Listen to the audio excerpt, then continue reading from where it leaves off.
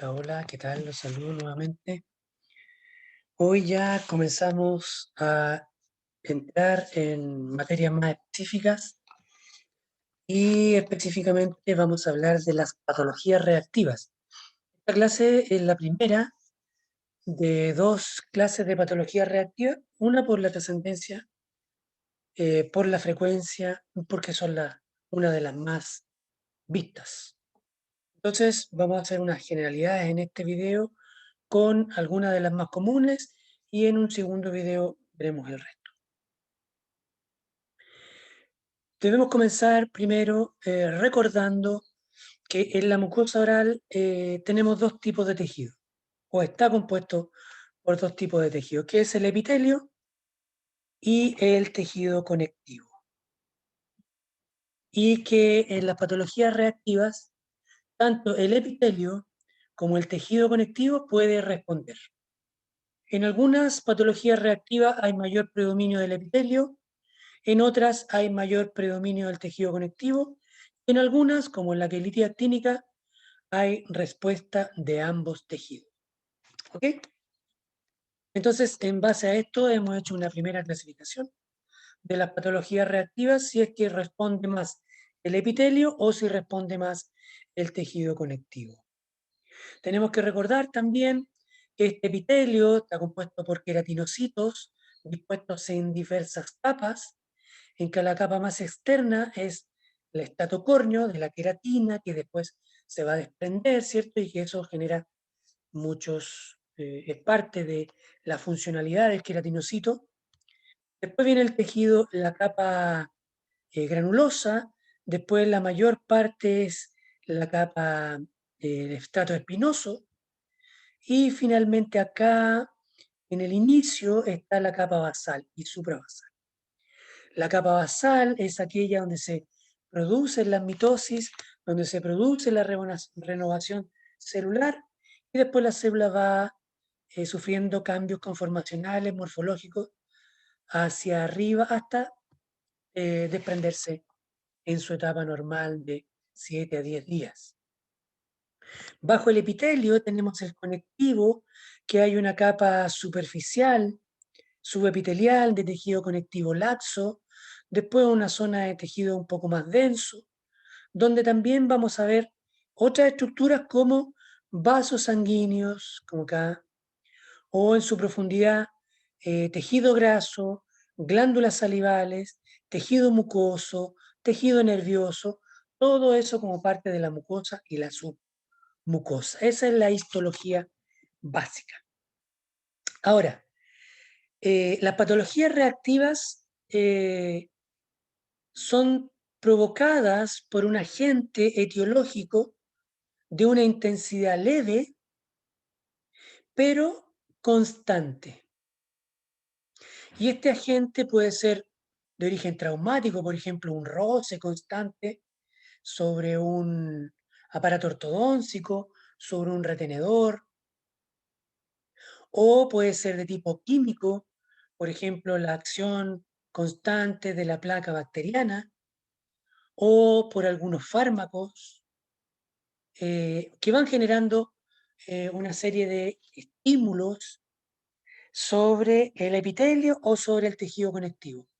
Se va generando un poco de inflamación, esta inflamación genera la producción de ciertos factores de crecimiento, y estos factores de crecimiento estimulan al engrosamiento del queratinocito, mayor multiplicación, o la mayor producción, estimulación de los fibroblastos, con mayor producción de colágeno, o factores de crecimiento, por ejemplo, el vascular endotelial, que va a estimular la producción de nuevos capilares, o la aparición de nuevas células, como las células gigantes multinucleadas. En fin, hay una serie de reacciones químicas de segundos mensajeros, de factores de crecimiento que hacen que en un momento dado o responda el epitelio con aumento de su grosor o con aumento de la queratina, o reaccione el conectivo con aumento de tejido conectivo a través del colágeno, o la aparición de otras células como aumento de células endoteliales formando capilares, vasos sanguíneos, estructuras nerviosas, o grasa, o músculo, en fin. Hay una reacción de diferentes células.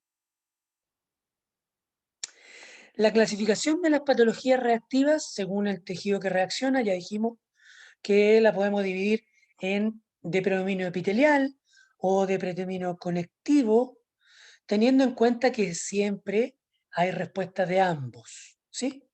Pero aquí solamente lo hemos hecho de forma didáctica. Hay de origen epitelial, por ejemplo, la queratosis friccional, donde reacciona el epitelio con aumento del grosor o aumento de la queratina. Las máculas reactivas, donde aumenta la cantidad de melanina provocada por los melanocitos que están intercalados entre medio de los queratinocitos. La estomatitis nicotínica, que reacciona al calor o a la nicotina del tabaco, en fin. Vamos a la quilitis actínica, que es una reacción al sol, y que esta hay una respuesta del epitelio y también del conectivo. Pero también tenemos patologías eminentemente del tejido conectivo, como el fibroma irritativo, que hay un aumento del colágeno, o del granuloma biogénico, donde hay mayor cantidad de inflamación crónica y aumento de los vasos sanguíneos, o la aparición de células gigantes multinucleadas, o también la aparición de tejido distinto, por ejemplo, tejido calcificado. En un tejido blando, como en la mucosa, no tiene que haber tejido calcificado, pero bajo ciertas circunstancias, estos se calcifican. Aquí tenemos un listado de 13 patologías y dentro de ellas hay 5 que son las más comunes, que son las que vamos a ver en primera instancia. En esta etapa vamos a ver, en esta clase vamos a ver 3 y después en un segundo video vamos a seguir con las siguientes. Estas son las más comunes, volvemos a recordarlas para que ustedes lo tengan muy claro. Keratosis friccional, fibroma irritativo, máculas reactivas, granuloma biogénico, quilitis actínica, que son dentro de todas las reactivas las más comunes. En esta oportunidad vamos a ver las 3 primeras. Comenzando con la queratosis friccional. Esto es una queratosis porque aumenta la cantidad de queratina y es friccional porque su estímulo principalmente está dado por un tipo traumático, es decir, el roce con algún retenedor, con alguna pieza dentaria fracturada o alguna obturación fracturada, en fin, que va generando un roce en diferentes zonas de la mucosa oral, principalmente en la mejilla y en el borde lateral de la lengua. Son los dos lugares que habitualmente se produce la queratosis friccional, pero puede estar en otros lados. Entonces, por eso se llama queratosis y por eso se llama friccional. Ojo, no confundir lo que es una lesión con el nombre de la patología. Aquí la patología es la queratosis friccional y la lesión básica es una placa. Eso tenerlo muy presente porque es común que los alumnos, como habíamos dicho en otras ocasiones, los alumnos o los dentistas den un diagnóstico basado en la lesión básica. Y eso no puede ser. Tiene que ser el diagnóstico de la patología. ¿Sí? Aquí, por ejemplo, tenemos el borde lateral de la lengua, en que tenemos una zona de más blanquecina, de color más blanquecino. Y esto se debe a la aparición de una placa de queratina. Y esta placa de queratina probablemente esté provocada por el roce sobre las caras linguales de las piezas inferiores o por el borde de algún aparato protésico o alguna banda metálica o alguna prótesis fija que quedó con, con un desbalance hacia la cara lingual que hace que durante el día se produzca roce en este borde lateral y esto estimule a la producción de queratina o de un engrosamiento de las capas del epitelio. Entonces, eso haría que se viera más blanco. Aquí tenemos también un borde desdentado que el paciente ocupa para masticar, es decir, entre las piezas dentarias superiores y este vano, él va triturando su alimento. Por lo tanto, aquí está claro que sobre esta mucosa, sobre este epitelio, hay una exigencia, una carga mayor. Y eso hace que el epitelio se trate de defender y reaccione generando mayor queratina y mayor grosor. Y desde el punto de vista histopatológico, aquí tenemos las dos características, una capa córnea de queratina de mayor grosor o también un estrato epitelial también de mayor grosor, generalmente provocada por a expensas del estrato espinoso. ¿Sí? Recordemos que el estrato córneo, el estrato granuloso casi no se ve afectado, pero sí el estrato espinoso aumenta su tamaño. Entonces, eso sería como la histología básica de una queratosis friccional. Aquí, por ejemplo, tenemos la imagen clásica de una placa blanca en la mejilla que está determinada por la presencia de este retenedor. ¿Sí? En este paciente en particular, este retenedor está generando un estímulo de una intensidad leve, pero obviamente todos los días y a cada rato, un estímulo constante. Por lo tanto, hay una reacción de esta mucosa bucal, de esta mucosa del carrillo, de la cara interna de la mejilla. Aquí tenemos, dentro de la queratosis friccional, la más común de todas, la línea alba, que es provocada por la línea de la oclusión. Cuando el paciente ocluye, contacta sus piezas superiores e inferiores, muchas veces genera un roce, un mordisqueo, una zona de traumatismo sobre la mucosa de la mejilla y se genera esta línea blanca, llamada línea blanca, línea alba o morsicatio buccarum, un nombre más elegante. ¿Sí? El tratamiento para esta lesión es un poco complejo porque no se trata solo de abordar la lesión, porque si nosotros hacemos una elucación quirúrgica de la lesión, probablemente esta va a volver, porque lo que tenemos que tratar es el agente causal, o sea, ya sea el retenedor, la prótesis fija, la obturación fracturada, la pieza dentaria fracturada, el resto radicular, o el constante mordisqueo de esta zona de la mejilla. Por lo tanto, tenemos que intervenir a través de operatoria o también a través de un mal hábito. Generalmente generar interposición de un mal hábito se puede hacer, pero es un tratamiento de larga data, a veces complicado, pero que tenemos que hacer todos los esfuerzos para intencionar de ese tipo el tratamiento. Tratar el agente causal y si esto no revierte la lesión, sumarle a esto una acción quirúrgica para eliminar la zona de la placa. El fibroma irritativo es otra de las patologías comunes, una de las más comunes, después de la queratosis friccional, es el fibroma irritativo uno de los más comunes. Aquí la causa es un aumento del colágeno. Esa es la respuesta de la mucosa. ¿Por qué? Porque también hay un evento traumático, un roce constante, que ya no solo estimula el epitelio, sino que ahora se produce una estimulación del tejido conectivo, principalmente de los fibroblastos. Nosotros sabemos que son los fibroblastos los que generan la síntesis de colágeno. Por lo tanto, hay una estimulación sobre esta célula que hace que aumente la producción de colágeno. ¿Sí? Como habíamos dicho, este agente causal, por una razón en particular, estimula, genera la producción de un factor de crecimiento, generalmente el factor de crecimiento transformante beta, y este actúa sobre el fibroblasto y le dice, fibroblasto, aumenta la síntesis de colágeno.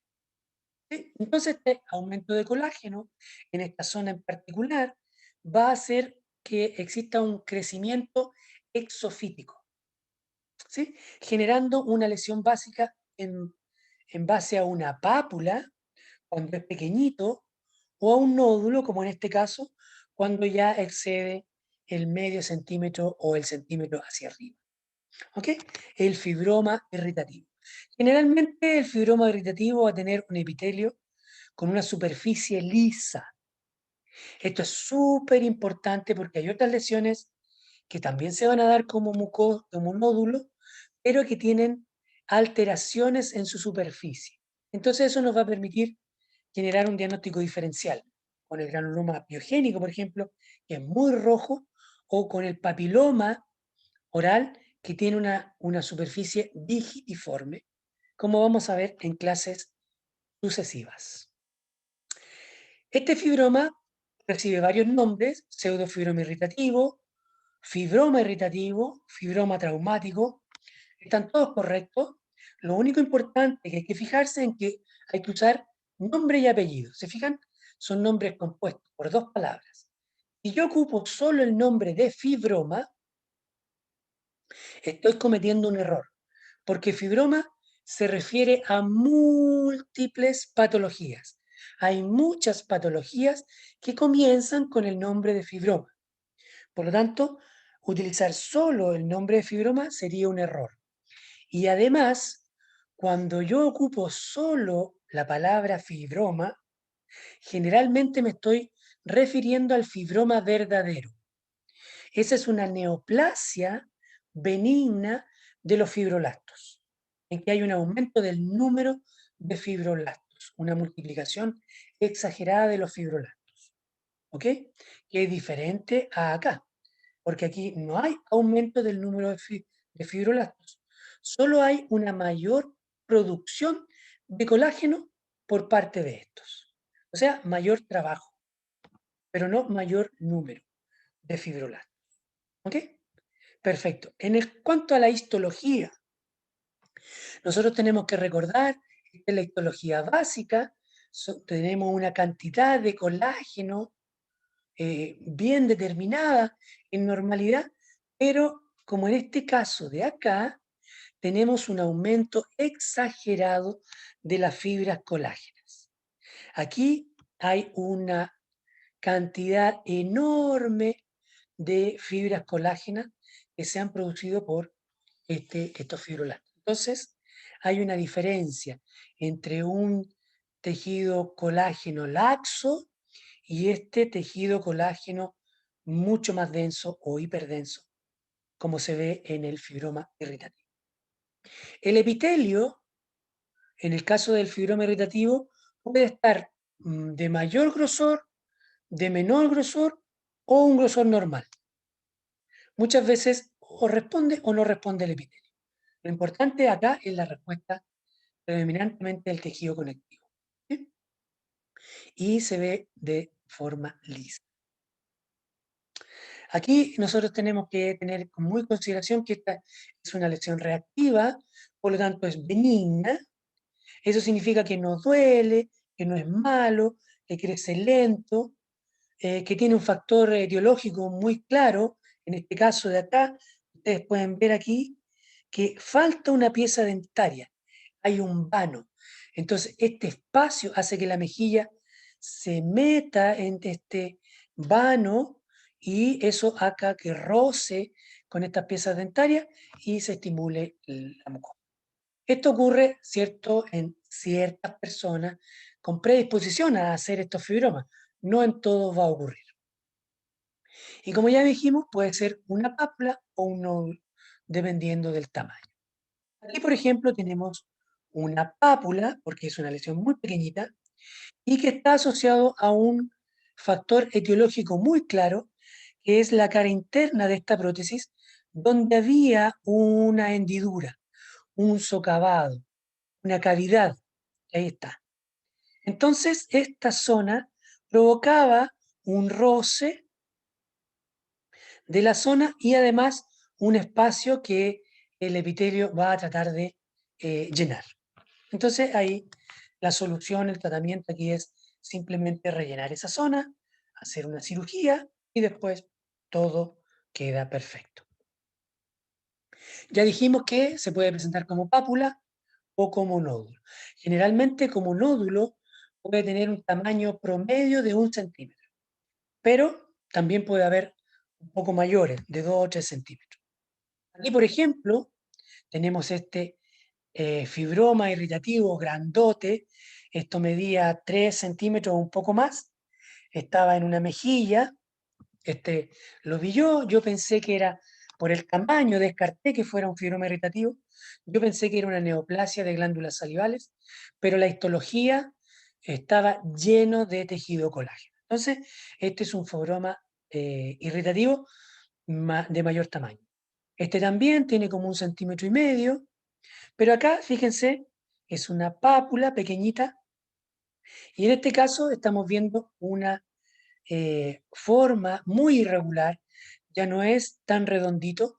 Fíjense que este es alargado, tiene unos bordes muy raros, pero también sigue siendo un fibroma irritativo. El tratamiento de todas estas lesiones es eminentemente quirúrgico. Aquí tenemos la lesión inicial, aquí la tenemos ya con la anestesia a ambos extremos, ¿cierto? Con una anestesia arriba, una anestesia abajo, cosa que toda la lesión perilesional quede anestesiada. Es lo único que necesitamos. ¿Por qué? Porque después el bisturí va a hacer un corte alrededor de la lesión, ¿cierto? En la base, aquí no hay necesidad de tener márgenes de seguridad porque ya dijimos que esta es una lesión absolutamente benigna. Aquí tenemos la imagen ya con la lesión extirpada, ¿cierto? Hay una zona cruenta, con sangre que ya se ha contenido la salida, la hemorragia, y después hacemos los puntos. Es muy fácil juntar ambos cabos con uno, con dos o con 3 puntos, dependiendo del tamaño de la lesión. Recordemos que esta lesión después se va a un frasco con formalina para después ser estudiada a través de una biopsia, a través de un examen microscópico. Perfecto. Otra lesión reactiva muy común son las máculas reactivas.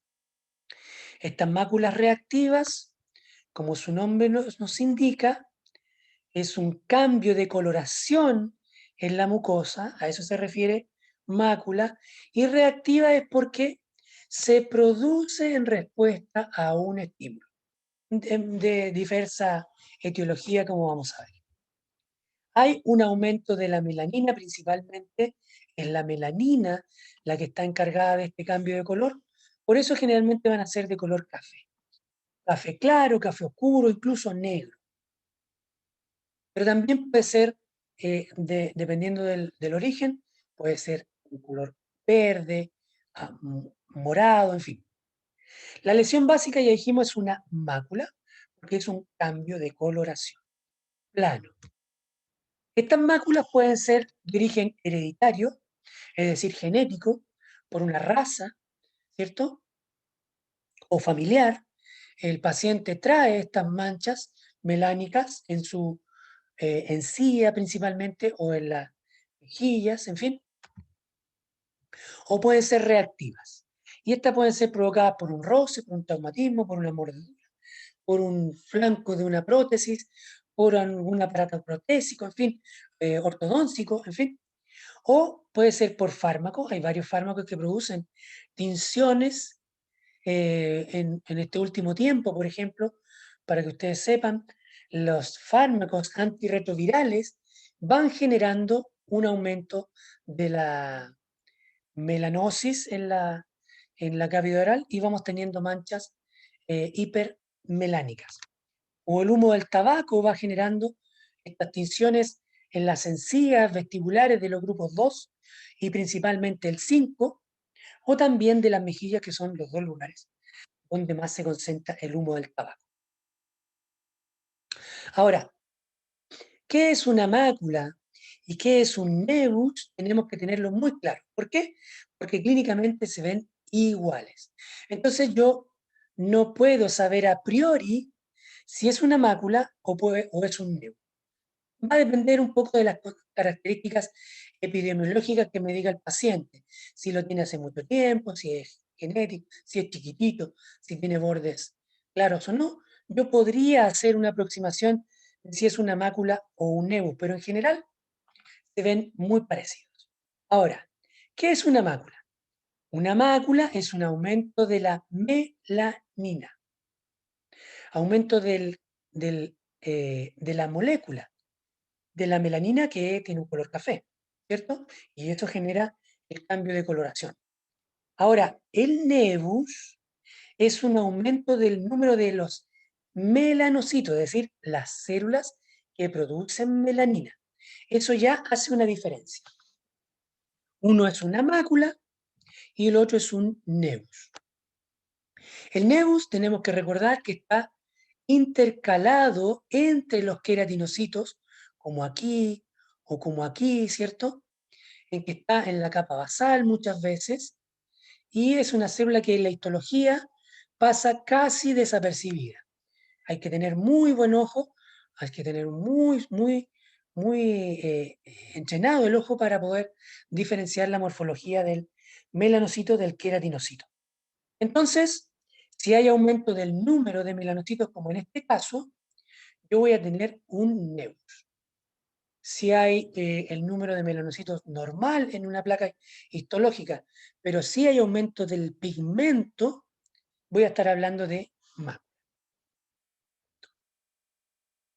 Aquí tenemos, por ejemplo, una mácula provocada por un roce, probablemente había una mordida traumática en esta zona, por esta pieza dentaria, y el paciente, en vez de generar una queratosis, en vez de generar un fibroma irritativo, en este caso se estimularon los melanocitos.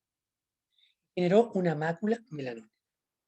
Aquí también, en este fondo de la mejilla, tenemos una mácula que el paciente no tenía antes y que se generó posterior a la utilización de este aparato ortodóntico, donde tenemos este borde del alambre que al cerrar la boquita, estimulaba, había un roce sobre esta mejilla y aquí no se alcanzó a producir una úlcera, sino que una mácula reactiva.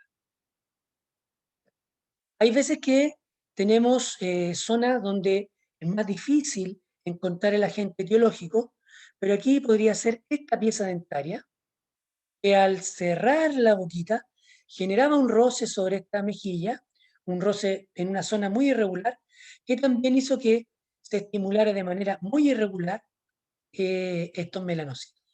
¿Ok? Acá es por orden de producto del tabaco, que esta lesión, como es producida por un agente muy particular que es el cigarro, muchas veces se llama melanosis del fumador. Aquí también tenemos el tabaco en la zona más común de tinción, que es la encía vestibular del grupo 5, después sigue la mejilla y después sigue el grupo vestibular del grupo 2. ¿Ok? Esta es una estimulación química por el humo del tabaco. También puede haber una tinción reactiva a la amalgama, pero no a la amalgama que está en la pieza dentaria, sino que a la amalgama que por alguna razón se fracturó y esta quedó incorporada en el tejido blando, en la mucosa. Puede haber sido durante una extracción, por ejemplo, donde queda un resto de amalgama muy pequeñito en el interior de la mucosa y después esta amalgama, que está hecha de muchos elementos químicos, después va a sufrir un grado de oxidación y esto va a generar tinción en la mucosa. Va a difundir hacia el resto del tejido mucoso. Aquí podemos ver esta manchita, esta mácula reactiva, que es producto de esta zona radiopaca que sale en la radiografía y que se debe a un pedacito de amalgama que está en el interior de la mucosa. Entonces, Para poder saber, yo tengo que hacer una radiografía periapical, puede ser de tipo retroalveolar o de Bywin, o sea, periapical o Bywin, y yo voy a tener en algunas ocasiones una zona radiopaca donde yo puedo ver el pedacito de amalgama. Otras veces los restos de amalgama son tan chiquititos que no se alcanzan a ver. Bien, con eso terminamos nuestra sesión de hoy, el primer video de lesiones reactivas, y te dejo, como siempre, las 3 preguntas. ¿Qué reacciona en el pseudofibroma irritativo? Piénsalo. ¿Cómo se trata la queratosis friccional? Piénsalo, lo dijimos en el video. ¿Cuáles son las patologías reactivas, pero que existe predominio conectivo, más frecuentes? Ya, esas son las 3 preguntas que te dejo para que tú trabajes eh, con ellas y repases y aprendas